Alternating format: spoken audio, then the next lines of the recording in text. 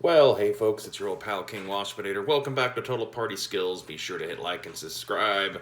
Here we are, a little over a year away from getting an entirely new edition of D&D, and they finally put out a setting book for one of the old D&D settings that I actually like. I've always been very begrudging about having to run stuff in the Forgotten Realms setting. I have no attachment to Magic the Gathering, so the fact that they put out Magic the Gathering stuff, Theros was all right as a generic Greek, not Greek setting, but Ravnica in concept, an entire city fantasy world, fine. That also though works as like a pocket dimension in Planescape.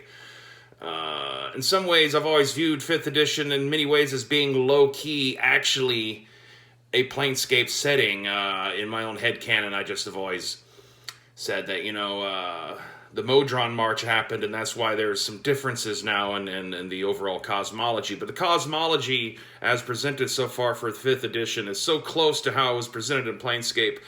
And also the fact that you have the presence of stuff like the Githzerai and Githyanki and Tieflings as available player characters and such has always made me kind of feel that 5th edition really is actually Planescape, even more so than Forgotten Realms. It wasn't around during 3rd edition, so I missed out on Eberron being a thing. I've never been terribly attracted to it, though, beyond the fact that the Warforged seemed like an interesting idea. But they finally put out something based on one of the old AD&D settings that I did like when I was younger, and feel some sort of nostalgic attachment to, and that would be, of course, Spelljammer. So I'm going to talk a bit about the first book in the Spelljammer 3-box set, the Astral Adventures Guide, since it's, the one that gives you your player character rules and the basic rules of spell jamming. This is really more of a reboot. It's not a continuation. Especially in how like the Rock of Brawl setting at the end is presented, it's pretty much just carbon lifted out of the old AD&D version of the setting. They've added a few things, but in terms of the timeline, it's right where it was in the original Spelljammer box set information. Getting rid, of the Phlogiston and just have it so that wild space overlaps with the astral plane at the edges. I don't know why they hate the Phlogiston so much. Is there something about the origins of the word Phlogiston that's problematic or something? I don't know. Going back to the Astramundi box set for the original Spelljammer, though, they had hinted at the fact that elves knew how to take their ships into astral space to get around the crystal sphere of the Astramundi setting, because that crystal sphere, locked the other races and other Spelljammers in. They couldn't pass out like they normally could otherwise. It's, like a death bell Venus flytrap kind of design where it's easy to get into that system and hard to get out. But the Astral Elves knew how to get out and all that. And so basically it's just taking that and making that the basis of all the space travel, which, I guess is workable, but kind of makes it a bit more Planescapey than it does what Spelljammer used to be. The book covers, the basic, classic Spelljammer ship designs and adds a few other ones. I do like the emphasis away from the classic core races to kind of feature some of the more alien stuff. The Astral Elves that they present in this as a player character race they remind me strikingly of 4th edition Eladrin more so than like 5th edition Eladrin, but like in the way they're presented, their attitudes, their overall look, and the fact that they have the teleportation step power that the older Eladrin had before the current, season of the year themed Eladrin that we have in 5th edition. You also get GIF, obviously, your big hippo dudes. The Hadozi, which are like flying monkeys. The Thrycreen make an interesting appearance, considering that this isn't Dark Sun, and that there's like other races, like they had like a centaur dragon, race in old Spelljammer that they could have used, but they decided to finally throw playable Thrycreen into this of all things. Plasmoids seem interesting, more so than I originally thought when I heard that they were going to be in there. And then, actually, low-key, what might be my favorite thing out of these is they have auto-gnomes, which are basically little robot gnomes that are artificially intelligent. Somewhat reminiscent, maybe, of that wooden robot Smurf from the Smurfs back in the 80s.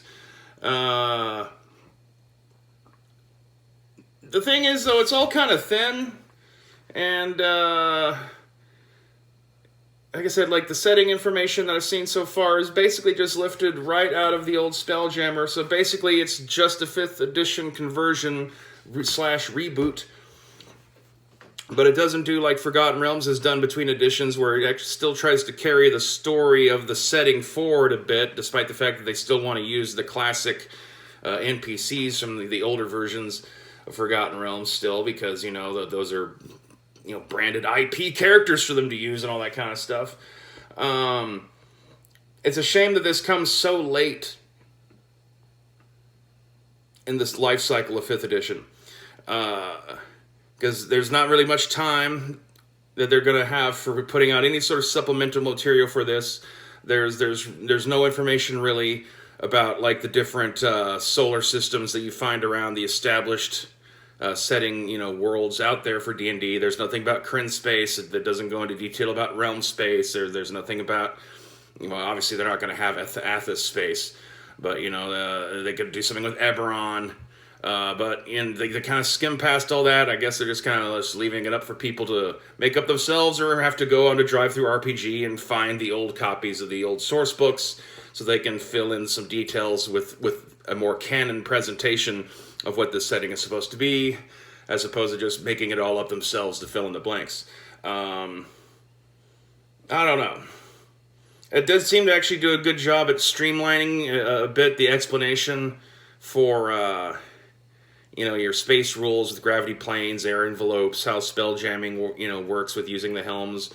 You know, it does a good job of that. As far as a conversion from an old, you know, source material to new source material, I feel it fairly does a good job. You know, like the interior design and artwork is basically on par with other 5th edition books. The character creation, information in this book about, you know, the new races and stuff does go along with the more current version of just put your attribute bonuses where you want them, as opposed to having fixed you know, ability score modifiers, you know, per whatever species your character is. Once again, the more alien it gets, the more I kind of feel like would be more appropriate to just call them species as opposed to race, since you're getting more into kind of your quirky fantasy sci-fi as opposed to just your quirky fantasy. And I don't know, the emphasis on the astralness, as they even have in the title here, like I said, kind of makes it more like a Spelljammer Planescape hybrid almost, except that there's just emphasis on the one alternate plane of existence as opposed to traveling amongst all of them. But the astral plane is a natural gateway to get up to the outer planes. So as a springboard, I don't know. It could use some more stuff. Would have more, if I were been the one to do this, you know, get handed, hey, how would you redesign Spelljammer for 5th edition? I just would have placed it entirely in the Astra Mundi setting, so that you can have all the fun of Wild Space, have an excuse for why it's self-contained, have it that like the elves do mysteriously still know how to somehow get in and out of the system, but no one else knows the secret. Multiple worlds and cultures and civilizations would have all been possible. I'm a little disappointed also that there's no emphasis on the presence of lizard folk at all. Spelljammer, one of the quirky things I liked about Spelljammer back in the day, it was one of the only settings where the lizard folk races weren't just dumb brute slave labor. They were actually on their way to being as developed as some of the other peoples to apply the space lanes and all that kind of stuff. And so I feel like there's a missed opportunity there. But overall, like I said, the races they introduce, they're all fun in their different ways. I feel Astral Elves, why they couldn't have just named them Space Elves. I guess that's just an aesthetic kind of issue there. So that's subjective. I don't know. I guess maybe a 3 out of 5 would be what I'd rate it. It doesn't hasn't yet hit me with anything that's like, oh my god, that's fucking brilliant, awesome. There's nothing about it that's like, well, fuck this, I'm just tossing it in the trash. Like I said, just as the basic, we're gonna take, an old AD&D setting and give you conversions for 5th edition. It does that. So I'm sure there's plenty of wokeness to be encountered in this if you're looking for it. So whether or not I would recommend for you to buy it, I guess that really just depends on you. You already know whether or not you're going to like Spelljammer, let's be honest. But if you're a little bit on the fence, Spelljammer is a good kind of catch-all setting.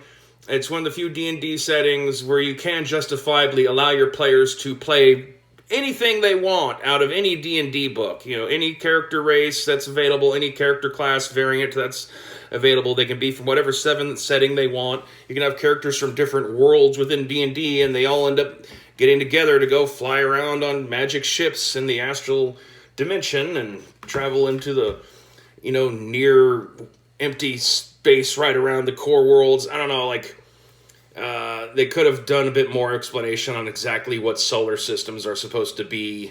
None of that stuff about, what the sun is. There's stuff that's missing.